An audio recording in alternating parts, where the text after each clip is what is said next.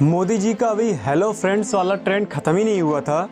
24 घंटे के अंदर 300 प्लस मिलियन व्यूज आ ही चुके थे कि मोदी जी ने कल रात को दूसरा पोस्ट किया और उस पोस्ट में कह रहे हैं कि थैंक यू फ्रेंड्स। मतलब अगर हम लोग अपने भाषा में कहें तो Modi ji full Gen Z mode में आ चुके हैं। और बात सिर्फ एक रील्स ही नहीं है, क्योंकि एक रील्स आती है तो बवाल मचता है और दूसरी रील्स उसी फॉर्मेट में आती है जिसमें वो कहते हैं कि थैंक यू फ्रेंड्स, आपके सजेशन मिले। क्या मोदी जी सच में जेनजी मोड में आ चुके हैं या ये दो रील्स पोस्ट करने का मास्टर प्लान क्या है? क्या ये सिर्फ एक सोशल मीडिया ट्रेंड है या फिर भारत की राजनीति का सबसे बड़ा यूथ शिफ्ट है? आज के इस वीडियो में हम अच्छे तरह से समझेंगे, तो कृपया वीडियो को पूरा देखिएगा। सबसे पहले समझते हैं कि आखिर इन दोनों रील्स में ऐसा क्या था जिसने पूरा बवाल मचा दिया है। मोदी जी अक्सर जब बात करते हैं तो पीछे पोडियम होता है, तिरंगा होता है, प्रोफेशनल लुक होता है, मन की बात का स्टूडियो होता है। लेकिन इस बार जब मोदी जी बात कर रहे हैं तो ना कोई प्रोफेशनल लुक है,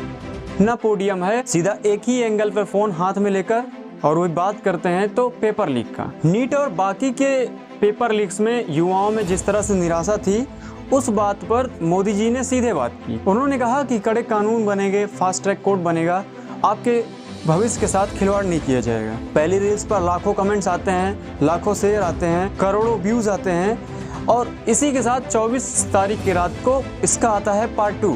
इसमें वो कहते हैं कि थैंक यू फ्रेंड्स, आपके सजेशन मिले, कल रात को आपसे मिलने का सौभाग्य प्राप्त हुआ। उन्होंने कहा कि जिस तरह से युवाओं ने शेयर किया इस वीडियो को, जिस तरह से कमेंट्स किया, वो कमाल का था। अब सबसे बड़ा सवाल कि मोदी जी ऐसा जेनजी स्टाइल क्यों चुने, और इसकी 3 सबसे बड़ी वजह है। पहला है attention span and the Gen Z language. देखिए, आज का युवा टीवी नहीं देखता, आज का युवा 1-1 घंटे का भाषण नहीं सुनता है।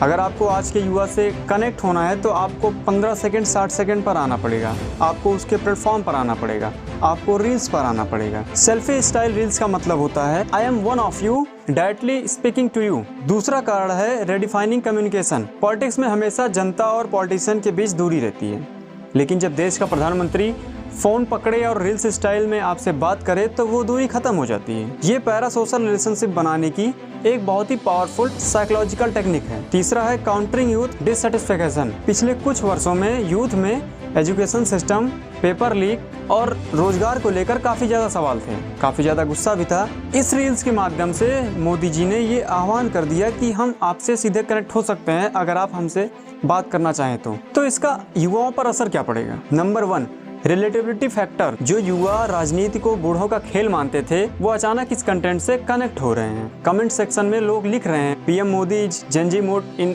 अनप्रेडिक्टेबल। दूसरा है डायरेक्ट फीडबैक मैकेनिज्म। दूसरी रील्स में थैंक यू बोलकर उन्होंने युवाओं को ये विश्वास दिलाया कि उनके शेयर, उनके कमेंट्स पर उनका ध्यान है। अब इससे आगे जब भी कोई ऐसा वीडियो आएगा तो उसे युवा ज्यादा एंगेज करेगा, ज्यादा शेयर करेगा। तीसरा है normalisation politics discourse for Gen Z. देखिए, पॉलिटिकल मैसेज अब सिर्फ भाषण तक सीमित नहीं रहा, ये रील्स और कमेंट्स तक आ चुका है, जिससे राजनीति पर युवाओं के चर्चा करने का तरीका बदल रहा है। अगर आप इसे ध्यान से देखें तो ये कोई रातों रात लिया गया फैसला नहीं है, क्योंकि इससे पहले भी मोदी जी गेमर्स से मिले थे, सोशल मीडिया इन्फ्लुएंसर को अवार्ड भी दिया है और अब खुद मोदी जी रील्स स्टाइल में पोस्ट कर रहे हैं। और ये ब्रांड मोदी का नया रेवोल्यूशन है, क्योंकि वो जानते हैं कि आने वाला समय देश की दिशा जेनजी ही तय करेगा। तो बात अब ये है कि अब राजनीति केवल रैलियां और भाषण तक सीमित नहीं है। अगर आपको जेनजी को समझाना है तो आपको उनके स्टाइल में आना पड़ेगा, रील्स में आना पड़ेगा, कमेंट्स में आना पड़ेगा, शेयर में आना पड़ेगा, उनके फीड में आना पड़ेगा।